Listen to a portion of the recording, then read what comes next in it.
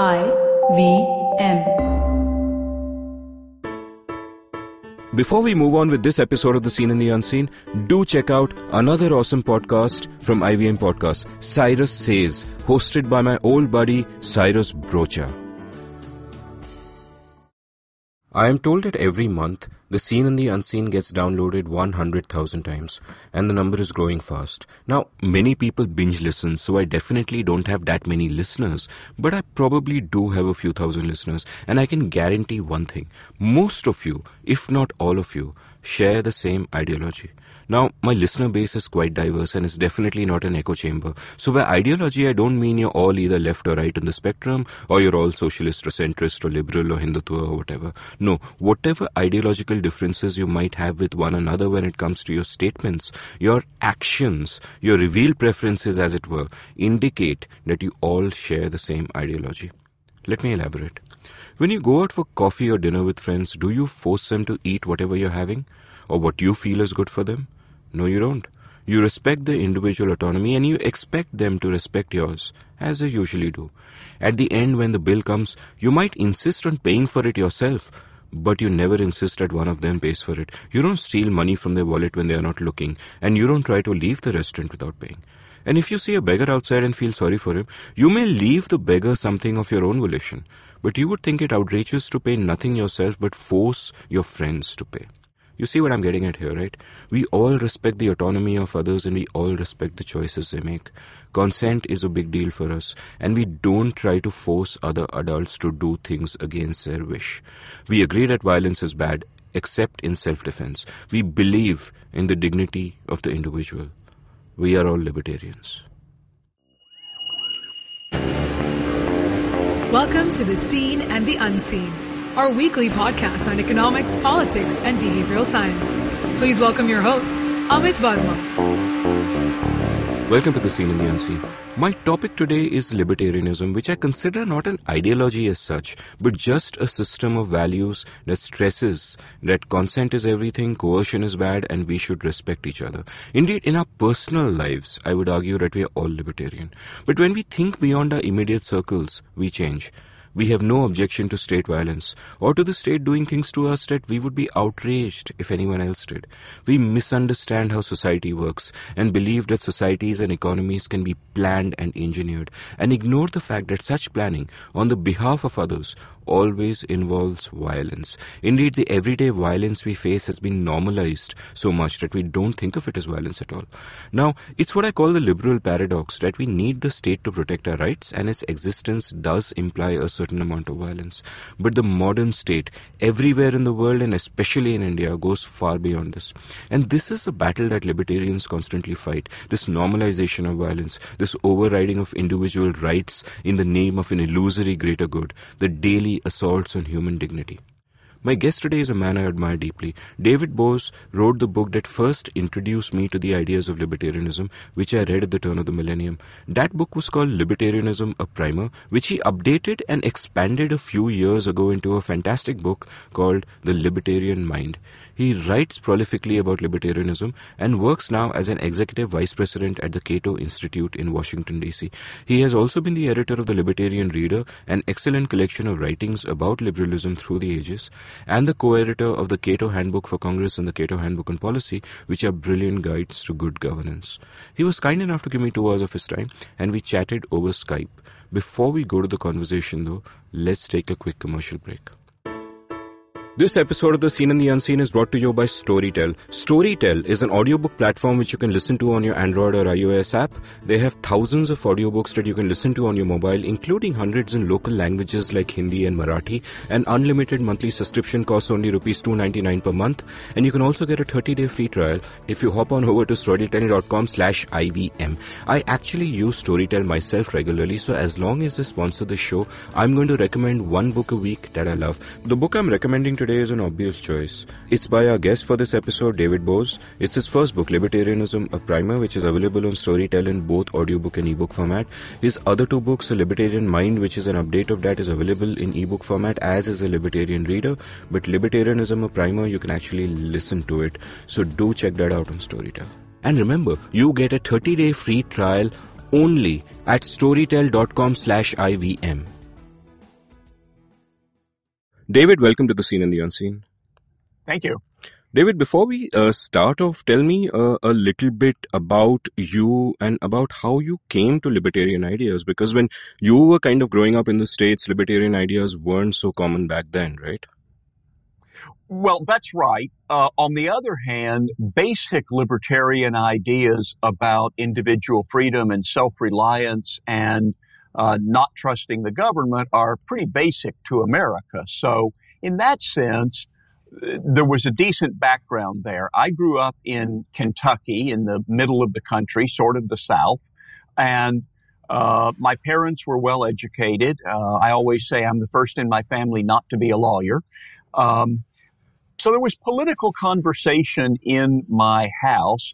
Not sure my brother and sister paid that much attention to it, but I talked about politics and policy somewhat with my parents.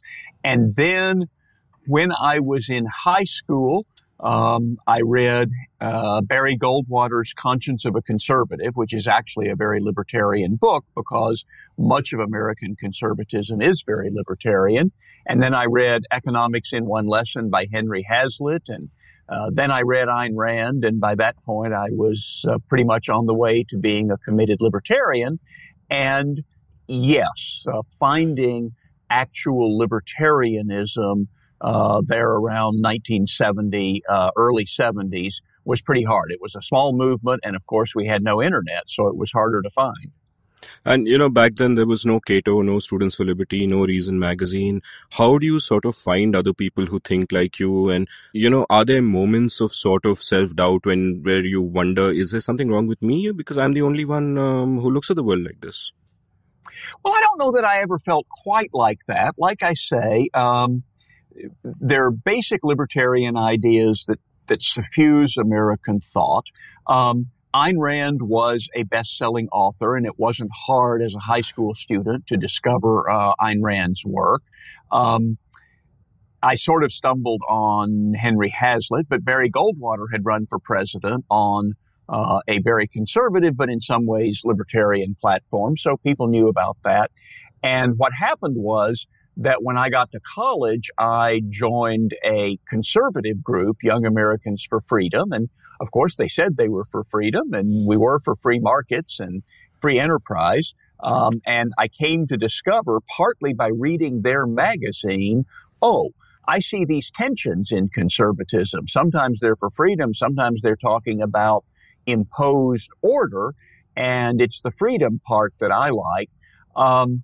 Once you got hold of a copy of Reason magazine, then you would see ads for other libertarian projects. So I met people in college and then after college. It was actually an exciting time for libertarians. I should also mention there was the Foundation for Economic Education, FEE.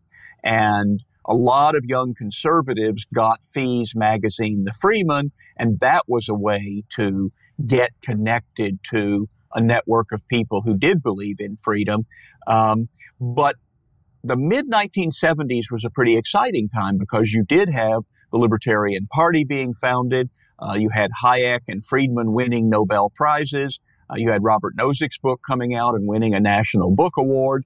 A little bit after that, then, you did have the creation of the Cato Institute. And, of course, Reason magazine, I think, goes back to 1969. So it was a smaller and less professional-looking magazine then, but it was an exciting time. It was the beginning of a movement.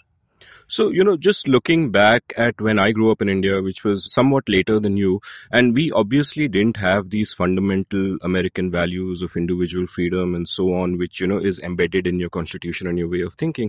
Over here, I often say that India's biggest religion is a religion of government. I mean, statism is just sort of reflexive. State violence is completely normalized. And so it was very refreshing for me almost a couple of decades ago to read your book, Libertarianism, a Primer, which you later updated to the Libertarian Mind, which came out a few years ago. Now, what I found interesting about the Libertarian Mind was at the start of it, you write about how the world is becoming more libertarian. And if you look at the broader arc of history, that certainly seems to be true to some extent at that time. But now that we live in the age of Trump and, in India, Modi, for example, authoritarian populists across the world coming to power, and the discourse everywhere being arguments between different kinds of statism and not for liberty at all. Are you still as optimistic? Well, maybe not as optimistic, but I actually would sort of let's look at three things there. One is the world getting better? Yes, absolutely. The world is getting more prosperous, and the prosperity is more widespread, and the opportunity for people to pursue happiness in their own way is more broadly available in more countries in the world. And of course, the good changes in China and India over the past generation account for a lot of that progress and optimism, because there are so many people to whom those changes are relevant. So our website, humanprogress.org, details continuing progress on hunger, illiteracy, poverty, and so on. Is the world getting freer, which is somewhat different, though usually connected? Yes, I think it still is. I think that the economic reforms in India, and I think in China, and I think in India, though I certainly yield to your expertise on that, but also some economic reforms even happening in Africa, the decline of military dictatorships in Latin America, some policy reforms in developed countries. Yes, I think overall we still are seeing more freedom. Now, what about our politics? Well, yes, politics seems to have taken a turn for the worse since I was writing The Libertarian Mind around 2013. We do have the rise of authoritarians in a lot of places. I've been saying in speeches lately, ideas we thought were dead are back. Ideas like socialism, economic nationalism, authoritarianism, even fascism. And we're facing fundamental challenges to liberalism in a way that in 2013 I probably didn't sense was the case. So intellectually and politically, we have big challenges right now, probably more so than I thought in 2013. But so far, I think we are still on a path of greater freedom. But if the politics continues in the direction it's been going the last few years, then that will change. And it's interesting that the dead ideas that have been revived that you named, like socialism, economic nationalism, fascism, they're all isms. And that's kind of the reason I sometimes feel uncomfortable with the word libertarianism, because it seems to imply that it's a system of thinking that depends on certain facts about the world. But actually, to me, it's just really a value system. You respect individual autonomy, the dignity of others, you value consent, and you stand against coercion. Nothing more and nothing less. It's not like one of the others in that sense. So let's kind of talk about the fundamentals of sort of libertarianism. What does it mean to you in simple terms? What I like to say in speeches is libertarianism is the idea that adult individuals have the right and the responsibility to make the important decisions about their own lives. And each word is important there. This is about the rights of adults, not necessarily children. That's a more complicated issue. This is also about individuals making decisions, not collectives, not nations to the extent that we can avoid that, not racial groups and so on. Have the right, because as individuals, as autonomous, thinking, rational beings, we have the right to make the important decisions about our lives. But with those rights go responsibilities, not imposed responsibilities, but just the idea that if I make choices, I bear the consequences for the outcome of those choices. And that's a responsibility. And when we start thinking about, sometimes people listen to that and they say, well, yes, but we do have that, but what's your complaint? Well, of course, my complaint is that the government takes half the income I earn, and it tells me how I have to save for retirement and how I have to give to charity. It tells me what I can smoke and what I can drink and what I can read and who I can marry. And obviously not all of those things in any country at any one time, but those kinds of things are the decisions that government is arrogating to itself to make those decisions for me. I want the right to make those decisions, but that does mean that there will be consequences. And so I have a responsibility. If I become a drunk or a drug addict, that's on me mostly. If I don't save for my retirement, then I have to accept responsibility for that. I think parents should have the right to decide where their children will be educated and how. That's also a responsibility. As a parent, you should want to make the important decisions about guiding your child's life, and you bear the consequences of those decisions, and of course, so do your children, and that's why it's so important to get them right. So in all of those areas, government is intruding on our right and responsibility to be fully responsible adults. In fact, there's a really nice quote from your book, which I'm going to read out. Quote, libertarians believe in the presumption of liberty. That is, libertarians believe that people ought to be free to live as they choose, unless advocates of coercion can make a compelling case. It's the exercise of power, not the exercise of freedom, that requires justification. Stop quote. And, this is a very profound sentence, because what has happened in our world today, especially in India, but I think everywhere, is a normalization of coercion, where we take a lot of state violence and state interference in our lives completely for granted. Sometimes when I tell people that taxes are a form of coercion, it's a form of violence, and they look at me aghast as if, what on earth am I talking about? It's been so normalized. And another sentence from your book, which I often, in fact, use at the start of slideshows when I talk about libertarianism is, quote, in a sense, there have always been but two political philosophies, liberty and power. Stop quote. And the arc of history really seems to be coming from a point where power is dominant to a point where liberty is asserting itself more and more.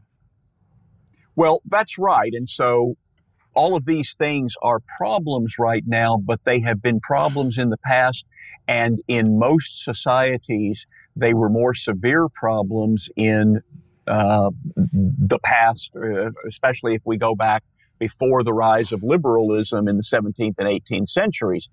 For obviously, I know the history of the West better. The combination of church and state, the assumption that everything will stay the same, that people's places in society are fixed, that if you're born a serf, your children will be born serfs as well.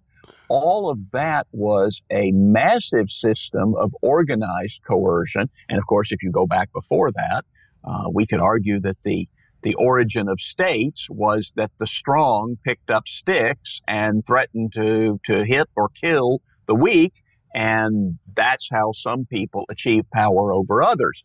But when liberalism came into the world, that was the problem they were concerned about: the denial of individual responsibility, of individual thought, freedom of speech, freedom of religion, and the use of power to impose other people's will on you. And so, since liberalism came into the world, in increasing parts of the world, people do stand up and say that kind of coercion is not right. Now, you're correct to say that so many kinds of coercion go unchallenged, unnoticed by most people, and there are different reasons for that. And many people believe that it's just necessary for the state to do more things than I think it's necessary for the state to do. But there are also many people who have a personal agenda. They want their religious views imposed on everyone. They want their political views imposed. They want the state to take wealth from other people and give it to them, or to prevent other people from competing with them and possibly challenging their economic security. So there are many reasons that we haven't fully accepted the principle of liberty, but the principle of liberty, the principle of natural rights, of human rights, for the past 2 or 3 centuries has been there as a vision and a beacon that can inspire people and encourage them to push back against power. What were the American revolutionaries concerned about? They were concerned about the way Britain was exercising power in this country, but they were also concerned, from their study of history, about the general problem of power, that people with power will always want to extend it. Right. And I should clarify for my listeners that, I'm saying libertarianism, you're saying liberalism. We basically mean the same thing. This started off as liberalism, a belief in human liberty. And then the term liberalism somehow morphed towards the start of the 20th century, as you describe in your book. And now it means different things in different parts of the world. So, especially in America, where, it means almost the opposite of what it used to. And old school liberals like us are called classical liberals by some, libertarians by others. It's all really fundamentally the same thing. It's really simple. It goes down to the principle of, as you say in your book, the essence of this is something you learn in kindergarten. Don't hit other people, don't take their stuff, and keep your promises.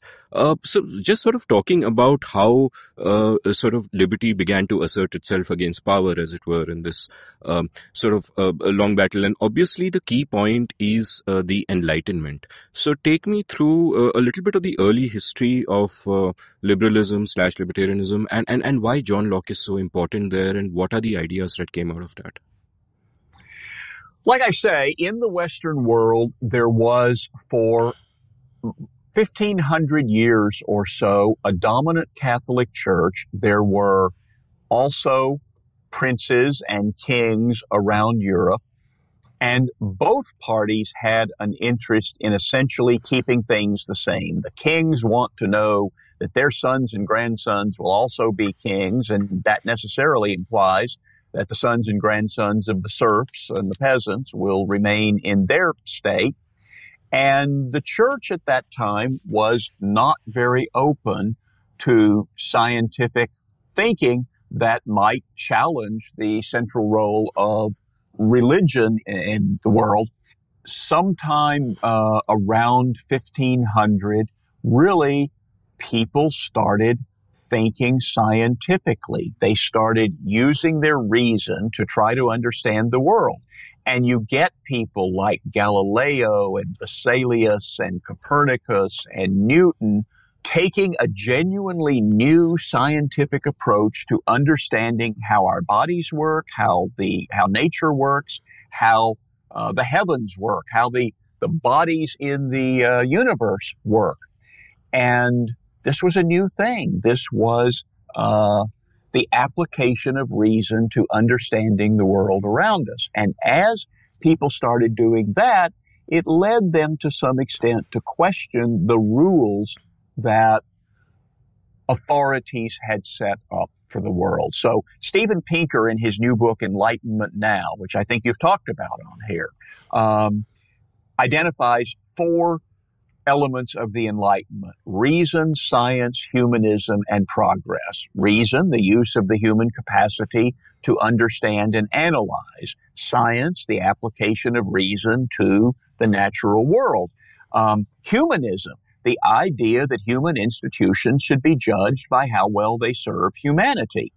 And then progress, the idea that things actually can change. They can get better. We can discover how the body works and use that to save lives. We can discover how nature works and harness it to provide us eventually with running water and electricity and all those kinds of things. And we can come to understand how commerce makes people treat one another better. Sort of an old idea, 2 ways of acquiring wealth. You can either take it from people or you can trade something for it. And in the Enlightenment liberal era, people started examining the way that trading is better in terms of social peace and actual economic growth, and also noticed that people who come to each other as traders tend to treat each other better. I've seen some scholars talk about the double thank you. When I buy something, I say thank you to the clerk, and he says thank you to me. Because in that transaction, we've both been made better off. I now have bread, and he now has money to buy whatever he needs. So this was the Enlightenment, the understanding that we could seek to understand and we could anticipate progress. And then I think it's in that era that people start thinking about political institutions. What is the nature of man, and what political institutions would best serve man? And that's where John Locke comes in about 1690, publishes his second treatise of government. And it says, what is the point of government? Governments are created to protect our rights of life, liberty, and property. And we could try to protect them ourselves with sticks or guns or whatever we have, but there are certainly some good reasons to prefer that we create an organization that will protect all of our rights and hopefully do so in a peaceful way. So government is created to protect individual rights and to protect private property. And if government is not serving those purposes, as we said in the Declaration of Independence, it is the right of the people to alter or abolish it. And then from John Locke's work on individual rights and the nature of government, and Adam Smith's work on spontaneous order and economics, we get really the whole flourishing of liberal thought, now maybe known as libertarian thought, and also the flourishing of the world.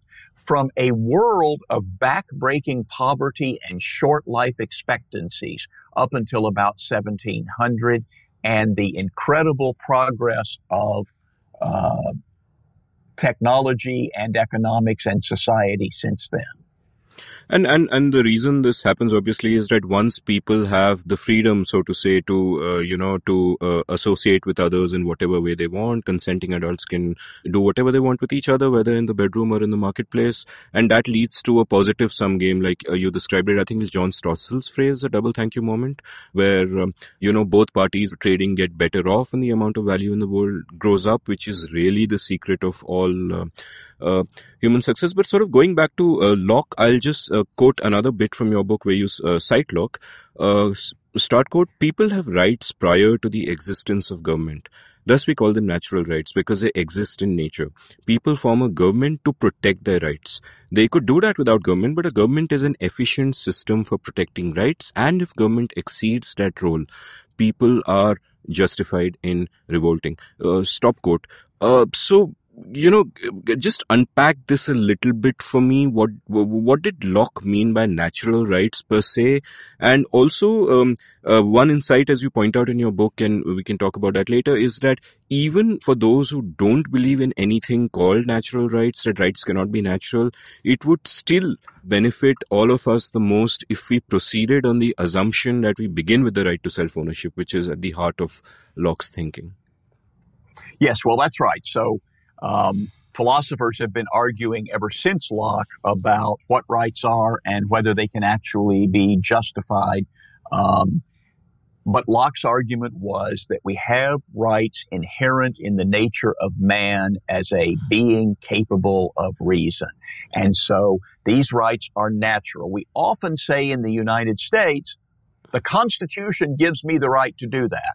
Well, no, we really should say the Constitution protects my right to do that. I have a right to think the way I want to marry who I want to travel where I want to.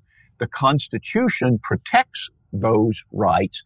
And so the rights are natural or unalienable, as we said in the Declaration of Independence. And once we understand that, then we see the need for an agency to protect those rights from threats from other people.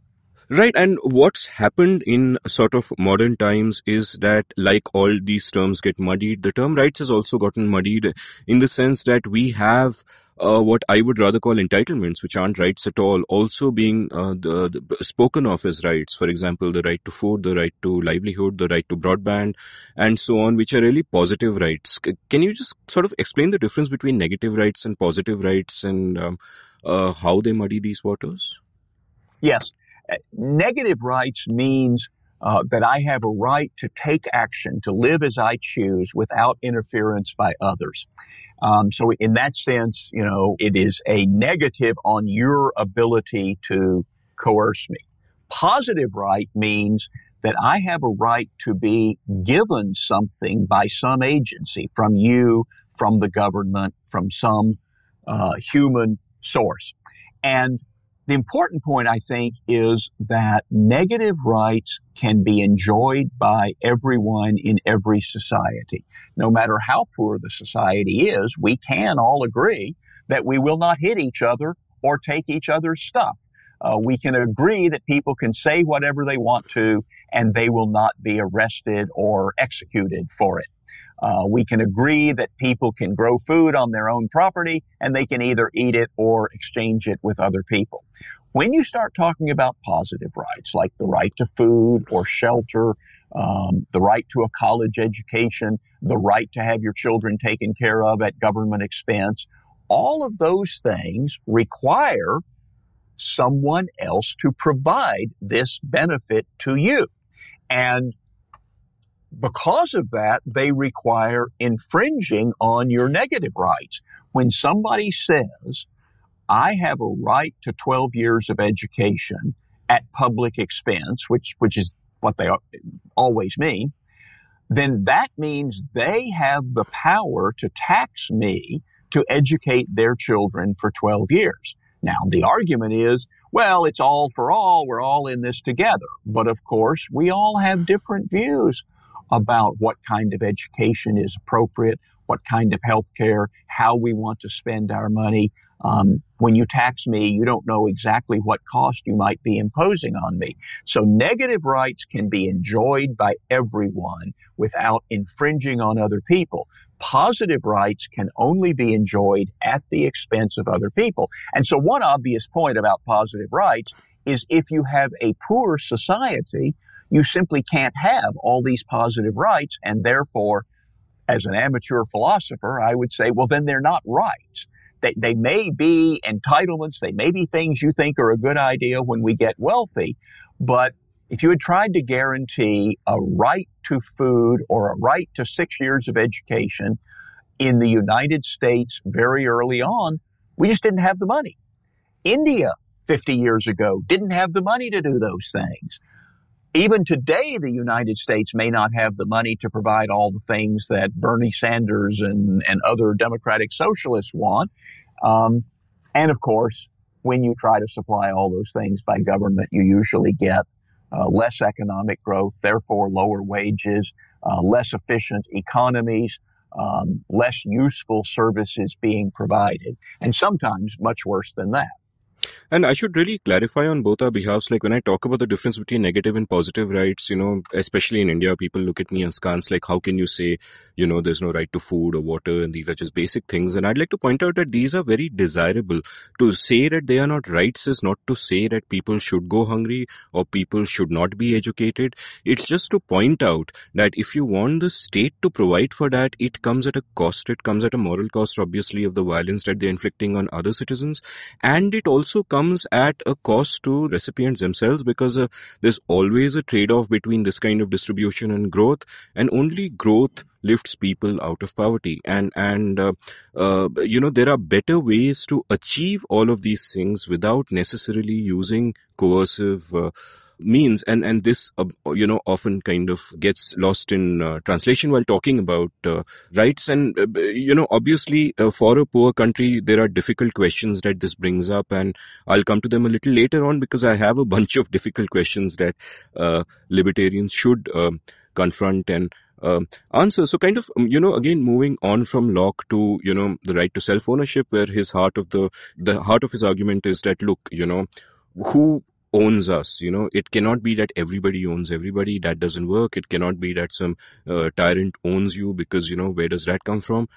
So it is natural and almost self-evident to say that we own ourselves, and that's self-ownership, and from that you get the right to life and liberty, you get the right to free speech. And interestingly, and what I want to ask you about is the right to property. Now, the right to property is something that is under dispute from essentially all of these other philosophies of thinking, whether it's socialism or fascism or economic nationalism or whatever. All of them, in some senses, attack the right to property and behave almost as if there is something fundamentally immoral about this. Can you unpack that for me? Yes, they all do. On the other hand, the right to property, the feeling that this thing I have worked for or this thing I have created is mine, I think is pretty natural to human beings.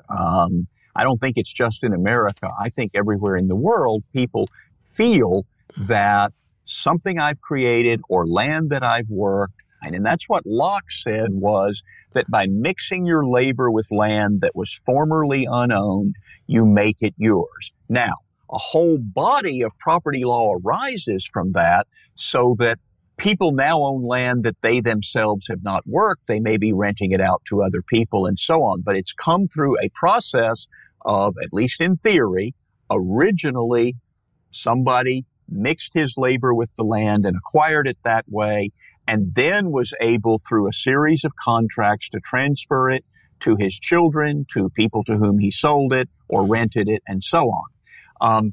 Societies that have actually tried to abolish the right of property have turned into disasters. The best example would be the Soviet Union after the 1917 revolution.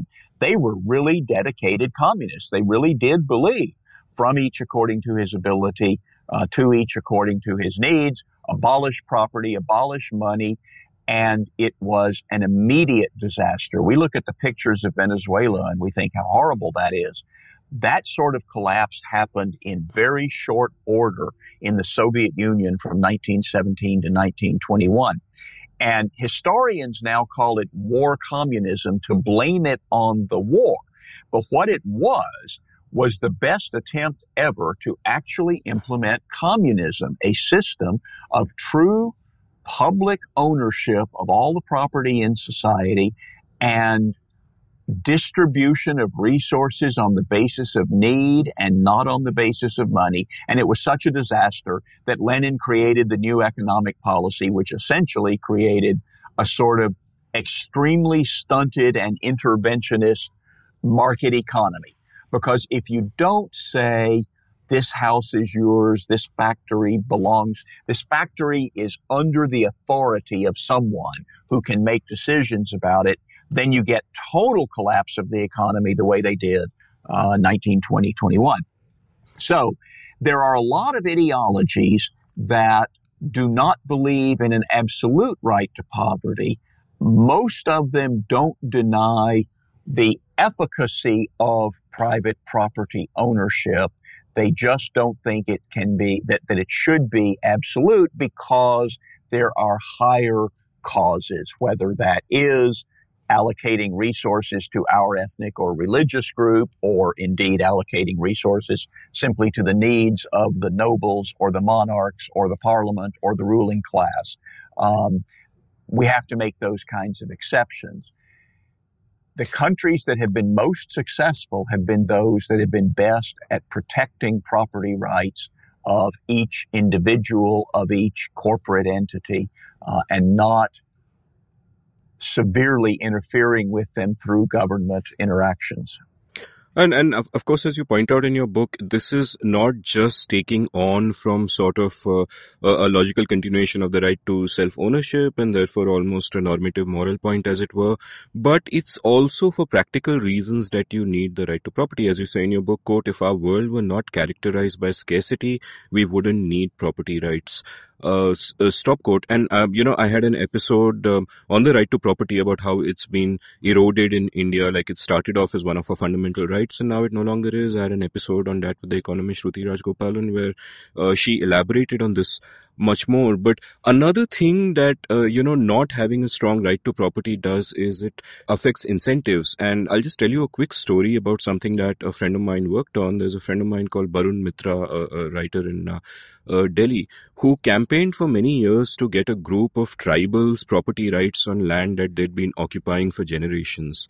I think it was in the state of Gujarat with other activists. And finally it came through, and very innovatively using technology, using GPS data over a period of years, they managed to prove that this land was indeed theirs and they got the land rights. And the first thing they did when they got legal title was they built toilets in their houses. And that to me is just so revelatory of the power of the incentive of property rights, that the moment people actually own property, you have private ownership. The incentives change, they look after that property so much better, and you can just see the difference between private and public property pretty much everywhere. Yes, you absolutely can. You know, there's a saying in the United States, nobody ever washes a rented car. You wash your own car. You want to keep up the value of your car, but you don't have much incentive to wash a car you're just renting for a few days. That's the problem of the owner. And the same thing is true with publicly owned housing. It tends to deteriorate because there's no owner there who cares that when a window is broken or a windowsill is cracked, that you need to fix that. And it's true even just with renters of housing. If I'm renting an apartment, I care how good it is to live in. But its long-term value is of less interest to me. So keeping up the maintenance, painting when appropriate, patching holes, all those things I'm going to be less careful about than I would be if I owned it. And of course, people who are renting out their property develop ways to take care of that. They have security deposits. They have they check in sometimes. They make sure the renter knows that you can call me if there's a problem because I will want to fix it. All that sort of thing. But it's absolutely true that if you take away the ownership incentive, people have much less reason to make their property well-maintained, long-lasting, and productive. The fact that I am able to reap the benefits of whatever I plant on my property makes me want to do that. If I am allowed to plant corn on a piece of land, but I don't actually own the land, then I'm not going to build a house for myself. I will build a house when I know that I have secure property rights or secure rental rights. If I'm confident that I live in a society with the rule of law and I've rented this property for 20 years, then maybe I build a house. Property rights create the incentive to maintain property. And one of the points there, you know, from a sort of environmentalist or sustainable development point is it's ownership that makes people look at the long term. Because I figure someday I'm going to sell this property, or maybe I'm going to leave it to my son or daughter, but either way, I have a long-term interest in maintaining the quality of the property, whether that's a house or a field or a forest or whatever. And, moving on from sort of the moral case for libertarianism, for respecting individual freedom, which comes from self-ownership, we all own ourselves, therefore the right to life and liberty and all of that. There's also a consequentialist case, which simply argues that, listen, forget natural rights, it doesn't matter. If you want society to grow and to prosper, then you need individual freedom. Expand on that a little bit. What evidence we have to show that freedom really benefits the world at large?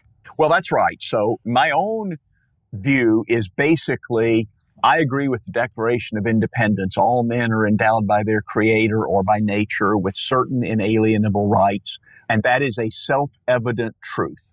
I believe that it is wrong to use force against other people except defensively. So if you're pointing a gun at me, I have a right to defend myself. But otherwise, I should not be the one to pick up a stick or a gun and try to take something of yours or impose my will on you. And to me, that is self-evident. And I think to most people, even if they can't develop a theory of individual rights, they know it's wrong to pick up a gun or a stick and force people to act in a way they wouldn't want to. So that is the self-evident case for individual rights. But it is also true, and I work at a policy institute, so what we make are consequentialist arguments all the time. Set aside whether it is in fact whether we are endowed by our creator with certain inalienable rights. Let's just say we want to live in a society that is peaceful and prosperous and harmonious. How do we make that happen? Well, it seems clear. We do need to respect people's individual choices. Whether or not you think it's a right, respecting people's choices allows them to advance their own interests in a way that doesn't harm other people. Allowing private property means that people have an incentive to use their property to create wealth. Allowing market exchanges means that people have an incentive to think of how they can serve others. You know, we do talk about libertarianism in terms of individualism and individual rights, but really it's a system that enables cooperation. And we libertarians believe in cooperation so strongly that we want social institutions that enable it. And social institutions like private property, I know what is mine, I know what is yours. Market exchange, I can exchange some of what I have for some of what you have. The rule of law, sound money, the fact that I know if I sell this to you for $10, that $10 will be worth just as much a year from now, 10 years from now. The sounder the money is, the easier it is to make economic transactions. So all the benefits that we see from economic growth rest on the idea that people own things, other people own other things, and we're all allowed to make exchanges and contracts with each other in order to achieve mutually beneficial improvements in our situation. And you take each one of those improvements and you add up hundreds of millions of those improvements and you get economic growth. You move from the quality of life in 1900 to the quality of life in 2000. Yeah, and one of the things that's always baffled me is that it's fairly evident that all of political philosophy is really this tussle between liberty and power, and therefore you'd imagine the political spectrum to split up like that, where you have extreme liberty, you have complete liberty on one side, and statism and power on the other side. But that's not how it's split up. For example, one of the things that baffles me is that, look, almost everybody will agree that it is okay for two consenting adults to do whatever they want with each other as long as they're not infringing someone else's rights. But people will have different approaches to whether that happens in a bedroom or whether it happens in the marketplace. There'll be one group of people who will say that no, personal freedoms are sacrosanct, but hey, when it comes to the marketplace, the principle suddenly changes and the state must intervene. And there'll be other groups of people who will kind of look at it differently and want economic freedom in the marketplace, but they will want to clamp down on personal freedoms. So, and this dissonance is what causes people to say that, hey, I'm socially liberal and fiscally conservative, which kind of baffles me. How has the spectrum divvied up like this? Well, one of the problems is that when you state libertarian principles in their broadest form, like everybody should have the right to live their life as they choose, make the decisions they want, so long as they don't interfere with the rights of others. Everybody agrees with that. And then you're right. People have different views of, but I didn't mean that. No, that's against God's will, or that's not helping the poor, not helping the marginalized people. So they divide into different groups on the basis of which ways they want to violate individual rights, that they think that should override that. Why have they divided this particular way? That's an interesting question. I don't know that it's true all over the world, and it hasn't always been true. Obviously, there was a time when, at least in European history, you had the old regime of monarchy and nobility and the established church. And then you had liberalism, which argued for the rights of individuals and the rights of markets and contracts, right to make contracts. And so there you did have liberalism versus statism. One argument is that as liberalism got rolling, this new idea of socialism came into existence, and socialism wanted to achieve the goals of liberalism, widespread prosperity, but it did it with, in a sense, old-fashioned authoritarian methods, the kind of methods the kings and queens had used to take people's property, redistribute it, reassign it, forbid people to do things that violated some rule or somebody's idea of what should be a social norm.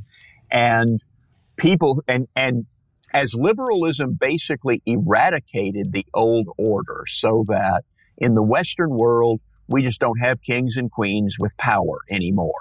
The people who might otherwise have been defenders of the old order, the kings and the nobles, became conservatives who preferred the system of liberal markets to socialism.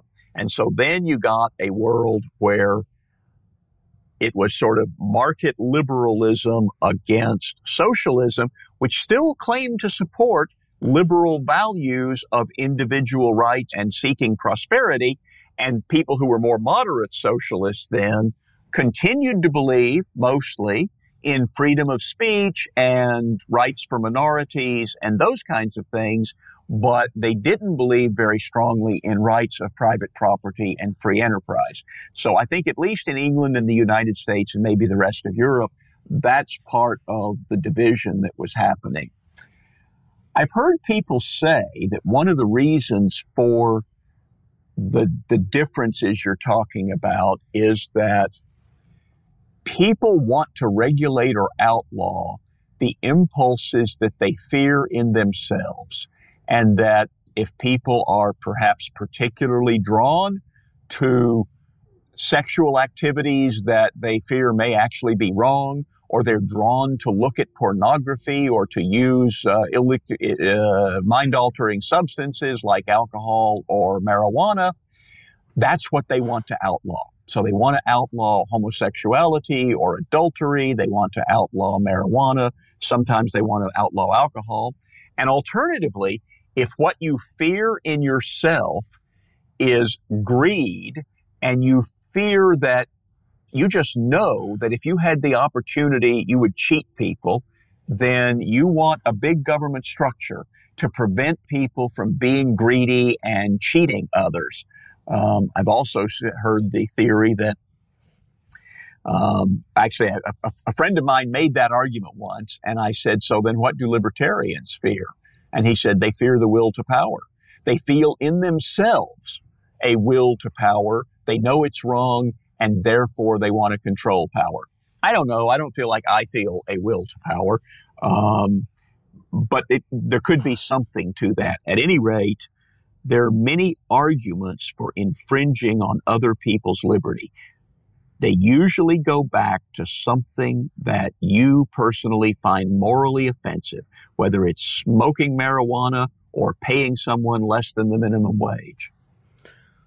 Yeah, and I certainly don't feel the will to power either, though I do feel a will to be just left alone. There's a great quote by you in your book again, which really sums it up really nicely, and I like quoting this to people, which is, quote, "Conservatives want to be your daddy, telling you what to do and what not to do. Liberals want to be your mommy, feeding you, tucking you in, and wiping your nose. Libertarians want to treat you as an adult." Stop quote. And, I think the problem, at least sitting where I am in India, where, of course, I am probably one of about 3 or 4 libertarians in the whole country. But the problem here is that both sides of our political spectrum, such as it is, want to be both your daddy and your mommy to differing extents. There's just no respect for individual freedom or rights or even what it entails. It's not even part of the discourse. So we're going to take a quick commercial break, and then we are going to come back to get deeper into the mechanics of how freedom works. Okay. Hello, everybody. Welcome to another great week on the IVM Podcast Network. If you're not following us on social media, please make sure you do. We're IVM Podcast on Twitter, Facebook, and Instagram. This is a really exciting week. We've got 2 really big shows releasing this week. The first show is Dreaming with Your Eyes Open with Ronnie Screwwala. This is a companion podcast to Ronnie's best-selling book, Dream with Your Eyes Open. On this podcast, Ronnie shares his vast entrepreneurial experience and takeaways from each chapter with me. New episodes will be out every Tuesday, and also don't forget to listen to the audiobook. The audiobook's available for free on our website and a whole bunch of other platforms. You'll find it wherever you look for it. The second show that we're really excited about is called The Note with famous journalist and news editor Maruk Inayat. She cuts the clutter and analyzes the stories that matter to you. Join her on the podcast where she gives you pure analysis on what's happening around you. This week, she has a 3-part exclusive series about the Indian elections. Speaking of the Indian elections, also check out the latest episode of Thale Harate, Simplified, Ganatantra, The Seen and the Unseen, Election Soundtrack, and Cyrus Says It's Cock and Bull for our thoughts on the elections. This week on Cyrus Says, Cyrus is joined by millennial businesswoman Natasha Malpani Oswal. She talks about her education in Oxford, Stanford, and Cambridge, returning to Mumbai to head Dice Media, and recites poetry from her book Boundless. On the Sponge podcast, Amit Parmeshwaran discusses how leaders become great with characteristics of humility and humbleness. On States of Anarchy, Hamsani is in conversation with Professor Felix Pecking to discuss tariffs in Chinese history and how it's employed in today's context of trade wars. On Advertising is Dead, Varun is joined by Pranay Swarup, co-founder of Chatterbox. They talk about influencer marketing, the Fire Festival fiasco, and a whole lot more. On Golgappa, Trupti is joined by IVM co-founder Kavita Rajwade as she talks about her personal and professional journey and how the concept of a Marathi podcast came into being. On Thale Harate, we have an election special where Pawan and Ganesh talk to Raghavendra HS about the hows and whys of voting. And with that, let's get you on with your shows. Welcome back to The Seen and the Unseen. I'm chatting with David Boaz about libertarianism. So, David, so far we've kind of spoken about how, liberty started asserting itself in this battle against power, so to say in the Western world, starting with the Enlightenment and John Locke's ideas. And, you've taken us through the natural rights argument and the consequentialist argument, which, to my mind just speaks for itself. I mean, look at this world over the last 200 years. That's a series of voluntary exchanges and the positive sum game playing itself out.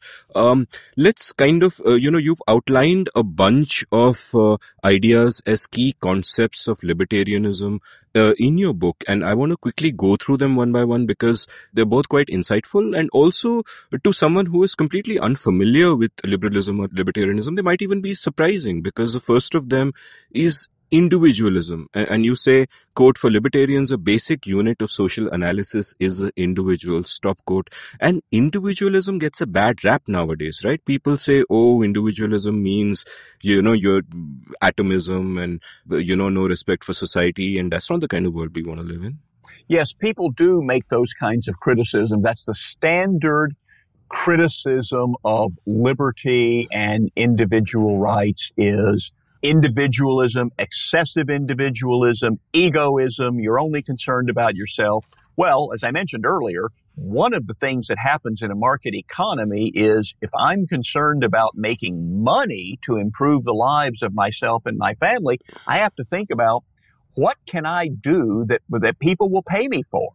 So whether that's shining shoes or manufacturing shoes or designing insurance products, I am thinking each day, what will people pay me to do? So in that sense, the market economy is the most socially beneficial institution that's ever been created. It requires people to think about how they can serve others, not coercively, but as Adam Smith said, the baker's regard to his self-interest is what causes him to get up at 4 a.m. and bake bread before people are out shopping for their breakfast. So individualism gets a bad rap that way. I think also as a teacher, as a preacher, as a theologian or a philosopher, you're going to say, there are ways to lead a good life, and one of the ways to do that is prudence and balance. It isn't necessarily a good thing to make making money the most important or the only important thing in your life. You may find that your life will be better served if you have a faith community, if you have a family, if you have friends and neighbors. But people have different preferences for all of those things. And what I always figure is if there are people who are just out to make as much money as they can, that might not be the best life for them, but they're serving me because they're staying up all night creating Microsoft or iPhones or financial products that allow me to save for retirement. I can just put my money every month in a basic index fund and feel fairly confident that I'm saving for my retirement. But somebody had to create the companies, and somebody had to create the idea of an index fund, and so on and so on. And so in that sense, those people may not actually be living their best life, but they are serving other people by creating these things that improve our lives. In fact, one enormously counterintuitive insight is that self-interest, for all the bad rap that it gets, is in practice the best form of altruism. Like our first Prime Minister Jawaharlal Nehru didn't like the profit motive very much. When speaking to the industrialist J.R.D. Tata, he once said, quote, "Do not speak to me of profit. It is a dirty word." Stop quote. And the point I often keep making is that profit is the best form of philanthropy because there is only one way to make a profit. You make somebody else's life better off. That's the whole nature of the double thank you moment. And if we all are consider nothing but profit on how we can make our own lives better off, and we do that in legitimate ways, which is profit seeking and not using the power of the state, or rent seeking, which is a subject I'll come to later. But yes, that's right.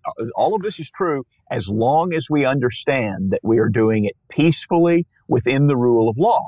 People who are so obsessed with accumulation of money or property that they will use a gun or the power of government to make their profits are not socially beneficial and do deserve criticism, not for being egoists or excessive individualists, but for violating our rights. But as long as we do it within the peaceful and lawful system, then every time we seek a profit, it is because in order to seek a profit, we have to think about what other people would like to buy.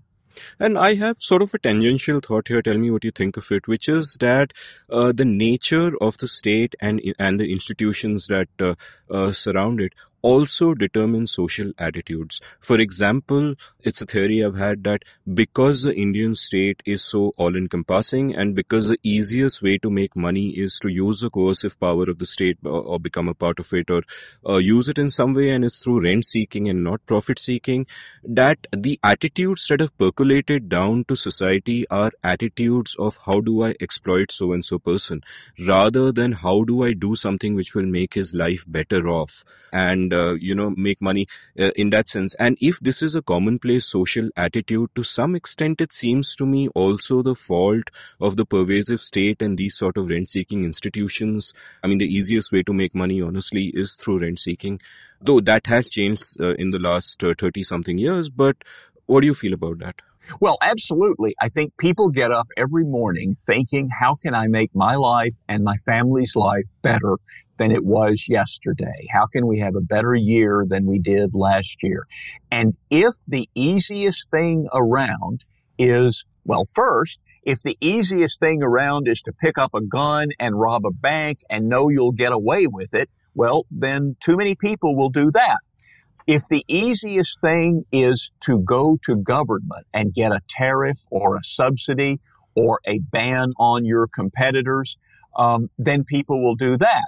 And if those things are generally not available, if the government is too small or sufficiently uncorrupt that it won't do those things, but we're not really talking about corruption. We're talking about what's within the law. If you know that your city government will not give you a subsidy to create a business and will not pass a regulation to shut down your competitors, then you will have to turn your attention to actually serving customers. And of course, in a market society with a lot of businesses, most people's first thought is, how do I make a better product? How do I sell it on a better corner? Whatever that will enable me to make money. But if those governmental options are available, some people will notice them. And I've written about this numerous times about companies, particularly in our tech industry, which, as you may know, is mostly out west, 3,000 miles from Washington, D.C. And I think those companies were out there tinkering in garages and coming up with great ideas and building companies and ignoring the federal government. And to some extent, it was when the federal government started impinging on them, creating antitrust laws, restricting their ability to get employees from overseas, restricting their ability to buy and sell overseas through tariffs. They needed to get involved in Washington to stop those unfortunate policies.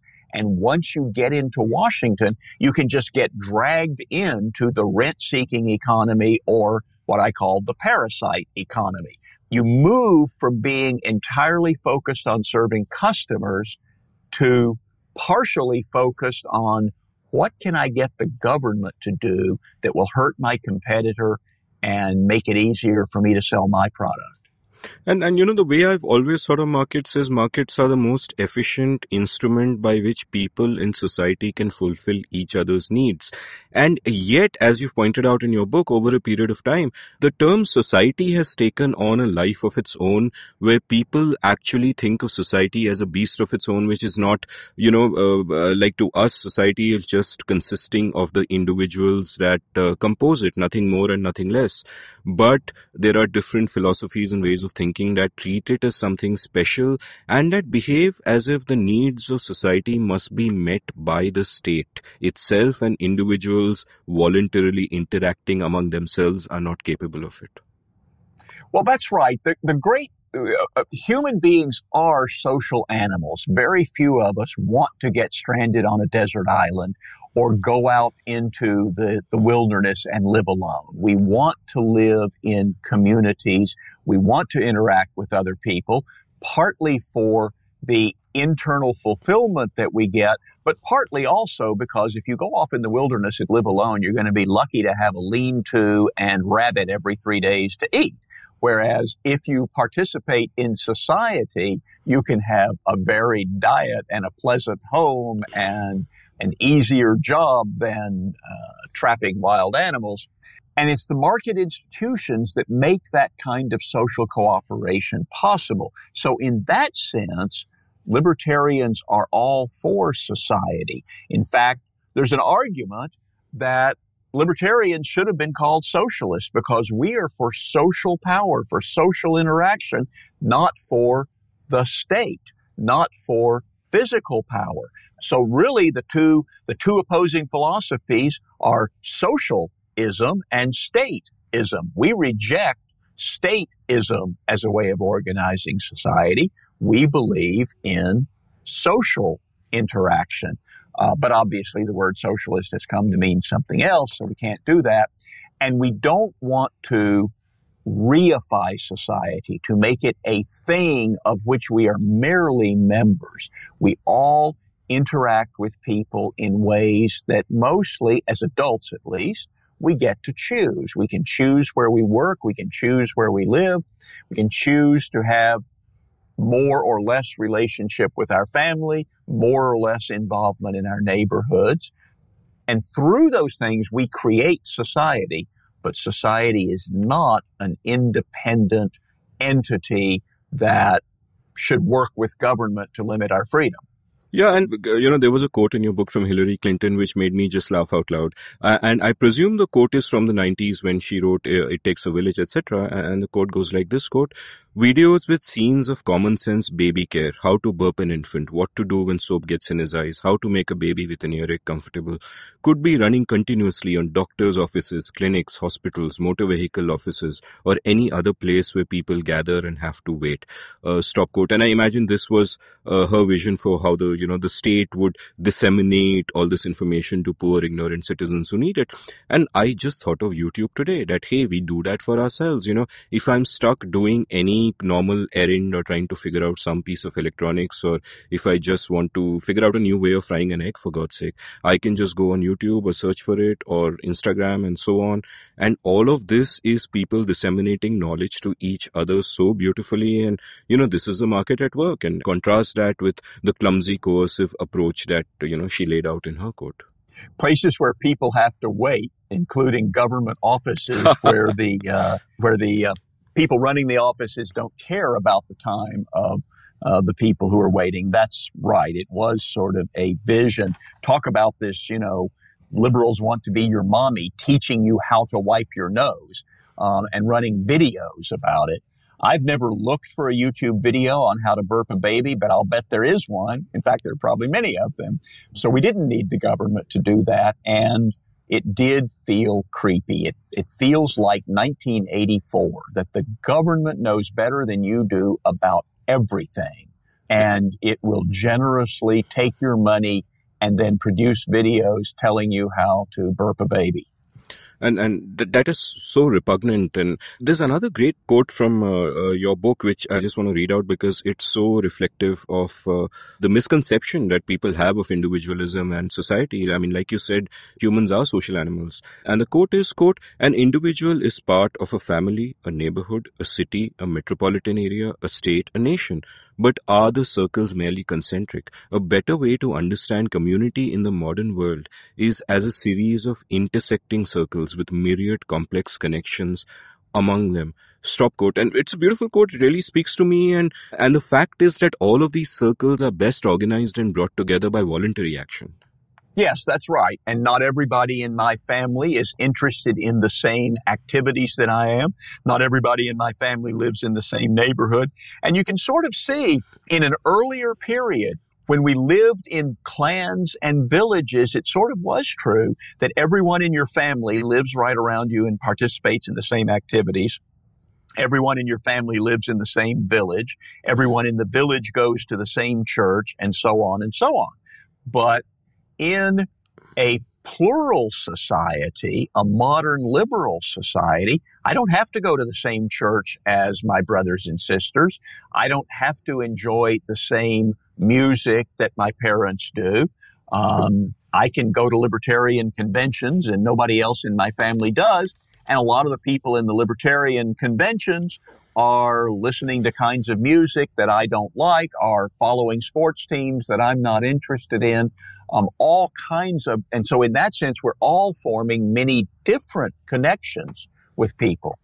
And one of the core values of libertarianism, as you point out, is pluralism. And you draw the distinction between moral pluralism versus perfection.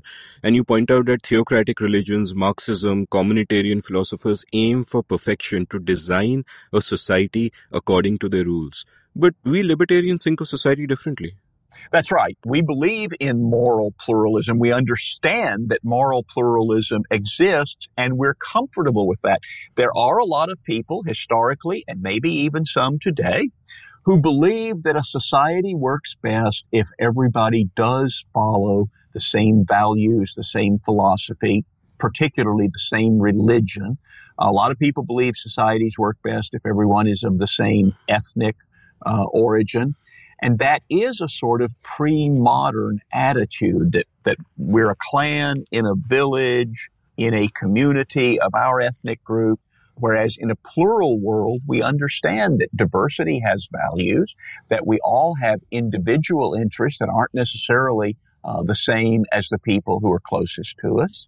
And we've learned that societies can work perfectly well when people have different religions, different races, different moral values, as long as those moral values don't involve being able to impose your values on other people, or at least we have social and political institutions that limit the ability of people to try to impose their values on others.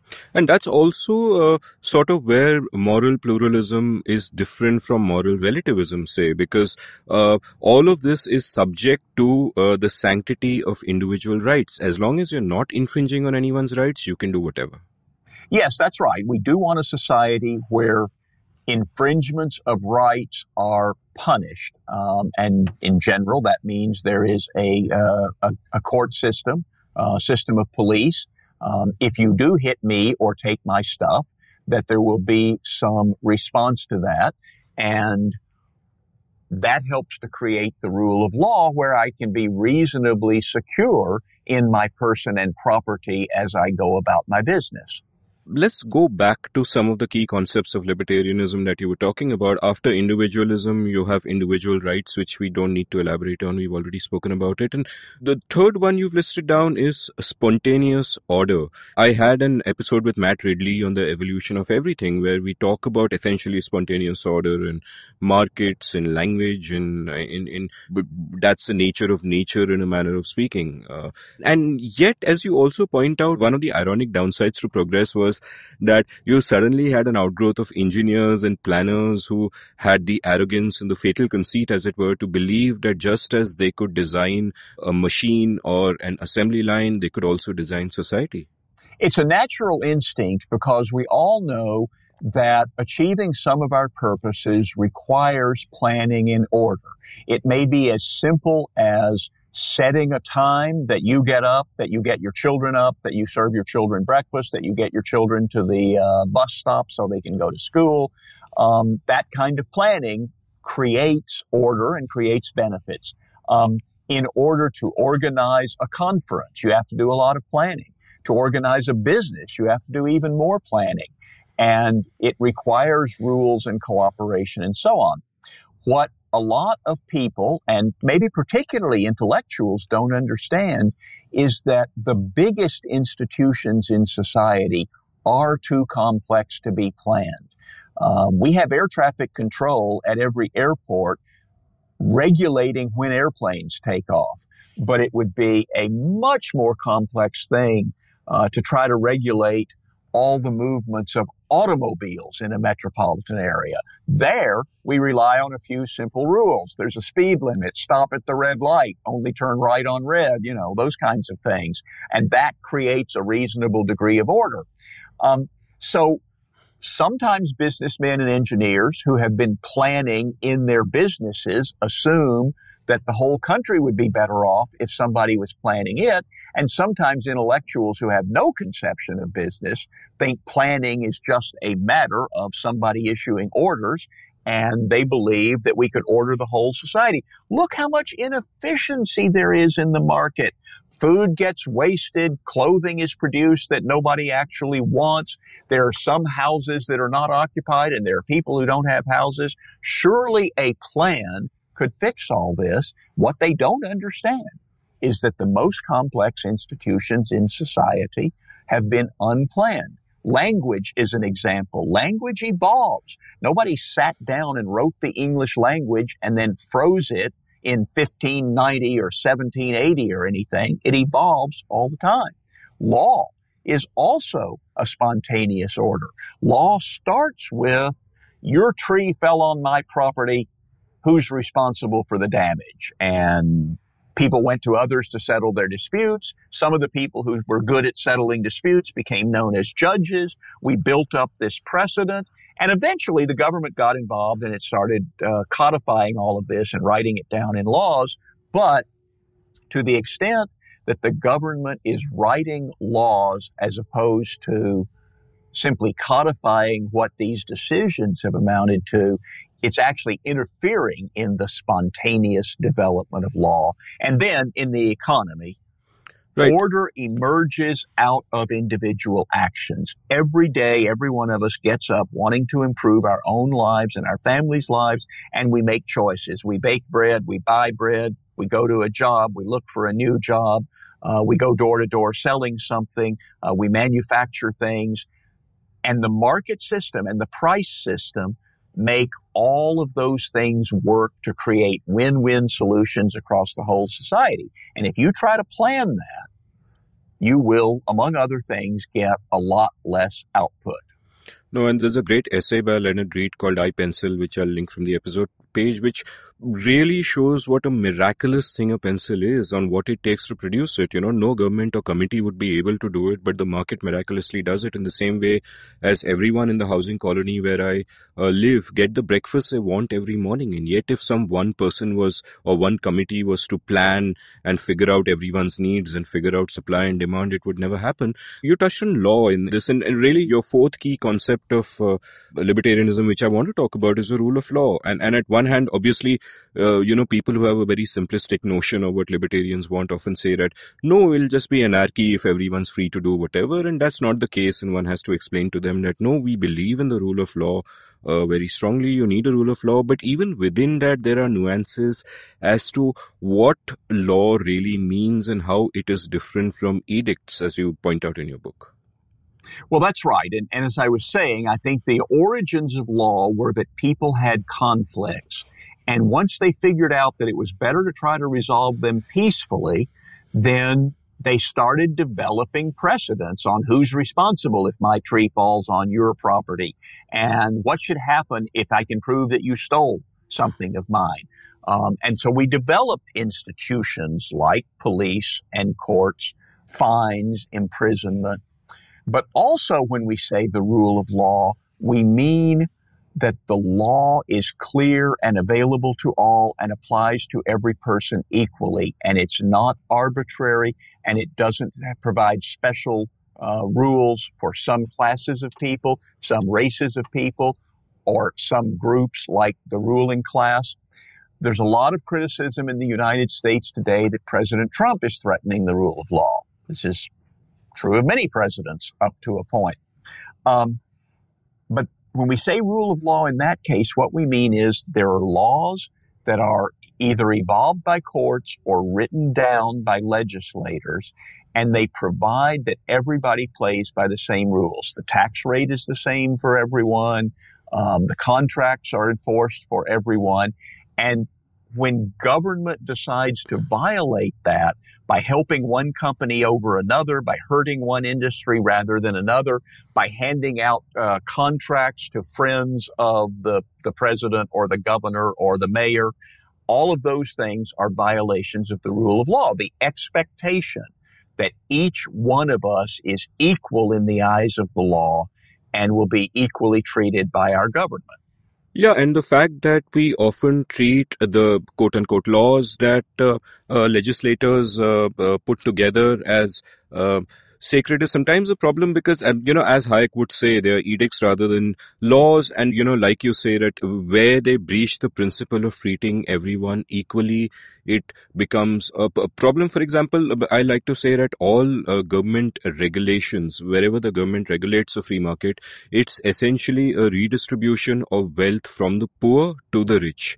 Not the other way around, but from the poor to the rich, because they always hurt the people at large and they benefit specific interest groups. And no one's yet given me an example of a regulation on free markets which don't do exactly this.